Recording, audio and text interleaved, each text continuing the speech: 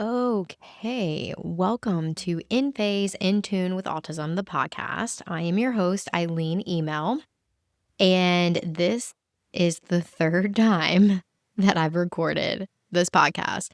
And let's hope that third time is the charm, and I will not be editing this podcast. So I am pre-apologizing for all of the ums and any of the spaces that you may hear. But there's already been too much time that has gone into this podcast, but let's, without further ado, get started on this episode. So I am your host, Eileen Email, as I said, and I own a company called In Phase, In Tune with Autism, and I work with the non-speaking autistic community through the lens of presuming competence in their intellect and training purposeful movement of their motor and we practice with the letter boards, purposeful movement using the letter board so they can use their gross motor to point and spell, and the goal is to progress to open communication. So this podcast today is going to be about touching on ABA and looking at the ABA piece, applied behavioral analysis. If you're an autism parent, I'm sure you know what that is. It's the current mainstream treatment that is prescribed and also covered by insurance, and it's what parents have access to. And I'm also going to talk about letterboard and presuming competence and kind of looking at the two, because number one, it's super important. I will never stop talking about it. We are currently in the switch from the old paradigm, thinking of these guys are low cognitively, they don't understand very much, to understanding they're not low cognitively at all. What actually is going on is a brain-body disconnect, and they don't have control over their motor. Therefore, they can't show me that they understand in a typical way. So that is what's going on. And me, as a person who works in the field, what I want to do is feed the conversation of where I want to see this going. I want to see our systems. I want to see our systems aiding these kids with what they actually need. I want us to be putting our energy into working from not a flawed paradigm, working from a paradigm that's actually real and true, and we all are at a level of understanding of what is actually going on. So that is what this podcast is for and is about. And it was recently brought to my attention again and to my awareness again that, wow, there's so many people who just don't even know about presuming competence. They don't know about the brain-body disconnect. They don't know about the letter boards. I was recently invited to a business fair, and I was able to share resources and my offerings with the community of parents of non-speaking autistics. And almost 100% of them had never heard of presuming competence. And when I got home, my husband and I were reflecting on my experience, because I used to be an ABA therapist for years. Prior to 2018, I was an ABA therapist for years. And then I made this shift and switched to presuming competence and starting a business using that lens. So this is so important, one, to feed the conversation. And it's so important for the parents out there who had just gotten my podcast, who had never heard of presuming competence. And all they have access to, or all they were aware of, was ABA for their child. So, and again, I do want to mention that this can be a very sensitive subject. And I understand that financially and for all kinds of other reasons that I'm not even going to name, you have to make certain choices. So I'm not shaming anyone's choices. I'm just speaking with the purpose of feeding the conversation in the right direction and educating those who want the education.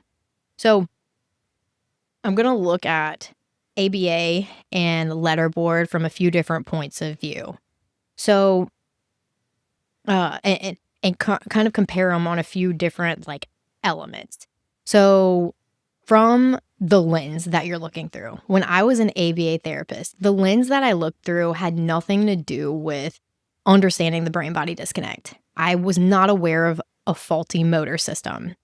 And all I was aware of was that I was testing them in a way on certain subject matters, and I relied on their motor system to give me feedback in order to decide if they got the answer correct or incorrect.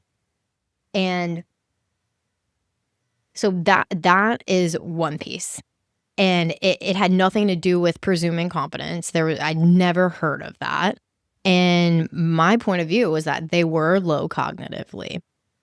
Okay. So letterboard comes from the point of view of understanding that these guys are comprehending everything. That motor response has nothing to do with comprehension. Comprehension is an invisible process. It's not something that you can determine from a motor response. It's just not at all times, right? So already from the point of view that we're working with the ABA piece or with training purposeful movement and letterboard, is that in one, you're presuming competence, and the other, you're not. So the other, you are, in my opinion, so in ABA, you're relying on a motor response to show you something. But if that person has apraxia, which most non-speaking autistics do, then what you're relying on to give you your data is inaccurate because they don't have access to that process. They either don't have access to that process at all, or it's very non-reliable access, right? Because think of your motor system. Your motor system, most of the time, it does blip sometimes, but your purposeful motor, it works instantaneously. You don't think about when you speak, having to learn how to speak. Your tongue and your mouth and everything just does the thing because you have those processes, and you have access to those processes, and they happen unconsciously. Your systems just do it for you.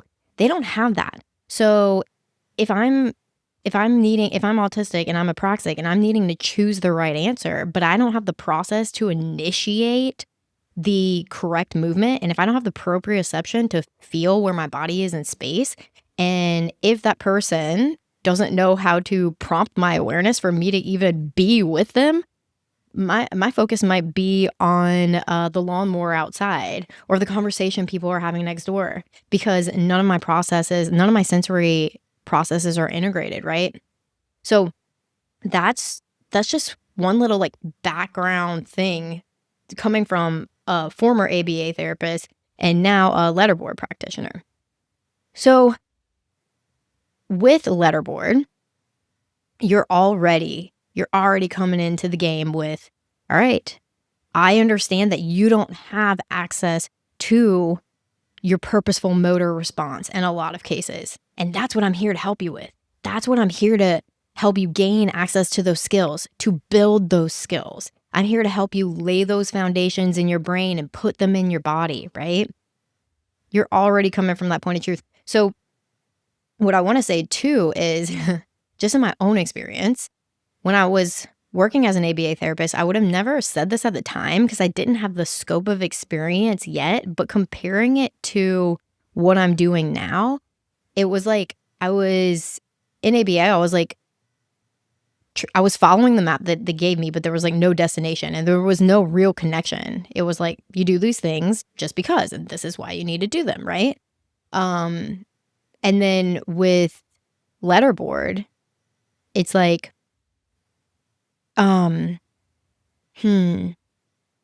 it's like the puzzle pieces fit. It's like, oh, I'm actually touching on something real. Oh, we're actually connected right now, and I can feel that. That's why I called my business In Phase, in tune with autism, because that was the biggest thing that was in my face when I first started Presuming Competence. It was like, oh, me and this child are on the same page. They're with me. they're happy that I understand that their body is I'm not putting meaning on what their body is doing. I'm presuming that they're here and that they're listening, right? So that was one of the biggest pieces, like, we're on the same page. I'm working with a map that does have a destination. I'm working with a map that makes sense. The answers make sense, right? So, the second piece that I'll kind of compare the two on is, like, the motor system and what you're actually training within the paradigm. So, with ABA, what it felt like plenty of times, and I'm being very general because I know there's a whole bunch of different programs and targets that you can do, but a lot of times it was laying cards out and having the client identify a certain card, right, with their motor response. And then they would hit so let's say I lay 5 cards out and they're all different objects, and then I say touch the train, and they would need to eventually move up to independently, correctly on their own, eliciting the motor response of touching the card of the train, right? And then I would flip the cards around, right? And then, okay, touch the train. Let's see if they can get it again. So you're essentially trying to train the motor response, right? But that's they call it learning. When really you're just trying to train that motor response. Okay, that's besides the point. So what I noticed down the road was like, oh, okay, the kids who had a more integrated motor, the kids who had more access to their purposeful motor, they would be able to, quote unquote, master these programs more. They would be able to master these programs and keep them going at 100%, and they could more or less maintain them. But the ones who didn't have that integrated motor, the ones who obviously had a more sporadic motor, they couldn't consistently perform. They couldn't consistently hit that right answer and master that program at 100% as much. And if they did, then they usually wouldn't maintain it. And this is it. This is it. It's because they didn't have access to their purposeful motor. So whenever you're training, let's say, letterboard, and you're presuming competence, you're understanding, like, from the beginning, the first point, you're coming from the right point of view, and you're putting that letterboard in their field of vision every single time in the same spot. So the A is always more or less in the same spot. The Z is always more or less in the same spot. And what you're doing is you're making the playing field more even, because you're setting them up for success. You understand that you're not testing them, right? The whole point is to coach their motor and lay down the neural foundations for the access to the gross motor, purposeful motor of the dominant hand. So you're training them on, okay, this is what it feels like to touch A in space every time you touch A. And this is what it feels like to touch Z. And this is what it feels like every time you touch M, right? So you're giving them access to purposeful motor patterns, and that's what you're practicing, right? So you're building skills there. It's just so much more worth your time. It's so much more worth your time. Does it take practice? Yes. It takes a lot of practice. You're working with someone who has apraxia. Yeah, it takes a lot of practice. Will there be misfires? Yes, 100%. There should be, right? So yeah, and then another thing, again, and this is all information I think, some of us need to hear it over and over again, because what's at stake is very high, in my opinion. What's at stake is a person who is in a body, who is intellectually competent, and they can't show up and speak for themselves readily, right? So if that was me, I would want somebody to show up for me. So what's at stake, I think, is huge. And I think this information is gold. And I think that people should take it and run with it. And I don't think that we should wait on mainstream to give us the okay. I don't think we should wait on scientific consensus. We should never, actually. So the last piece that I'll talk about is in ABA, it was always like, and I was totally conditioned to think this, it was always like, okay, what are they working for? What are they working for? I was conditioned to think that these kids would only move and respond if they were working for an outside reinforcement, like a toy or a cookie or a Skittle or whatever it may be, an electronic. That's what I was conditioned to think. It was like, oh, how are you going to make these kids work if they're not, how are you going to make them do anything if they're not working for something? So this was one of the biggest wake up calls whenever I moved to presuming competence and utilizing the letterboards. So 100% of my clients with the letterboard method have never worked for anything. They've never worked for anything. They worked out of their own accord. They worked to gain motor skills, and they worked with connection, right? They just did it out of, and that blew my mind. Like, no cookies involved, right? Now I will say it was working within their tolerance. It was, they would work and take a break when their body needed it, because I'm aware that their sensory system is different from a neurotypical's. So their visual system might need a break. Their auditory system might need a break. Their nervous system might need a break. So they were never working for a break. They were working, and sometimes they needed breaks. So we're working within their body's tolerance, and we're learning to grow their tolerance to the sensory information while putting in the skills for them to have access to their purposeful motor. Yeah. So this whole podcast is just about my own take on, to me, when I was working with a system that did not make sense to working with a system that does make sense. And that could be the difference. Like, that could be the difference in someone, I'm going to share what one of my clients, hopefully it's still recording because it's telling me something right now. I'm going to share what one of my clients said recently. They said, presuming competence is so freeing to the autistic body, so freeing to their body, because it's like, okay, they understand that I don't have control over my motor. They understand that my body needs to do these things, or when my body is doing this, it doesn't exactly mean that, right? And I can't tell you how many times my own clients and then people that I've heard from throughout, the spelling community, that their body was doing one thing and people thought one thing about what they were doing. Like, let's say they were crying and people thought, oh, they're sad about this, when really they weren't. They were completely happy, and their body was just having a sensory experience that elicited the crying, but it didn't mean that they were sad, right? So yeah, a little reminder to never put meaning on what their body is doing, because you don't really know. You're not inside their head. So I hope that ended up okay. This is the third time I've tried to record this, and I'm just going to throw it up, baby. I'm going to just throw it up. So again, my name is Eileen Email. I work with the non-speaking autistic community through the lens of presuming competence and training letterboard. And I work with parents as well in one-on-one coaching and helping them integrate the presuming competence lifestyle, and also understanding that mind and body are two different things, and how to relate and treat their child in the highest regard possible for what they're actually experiencing.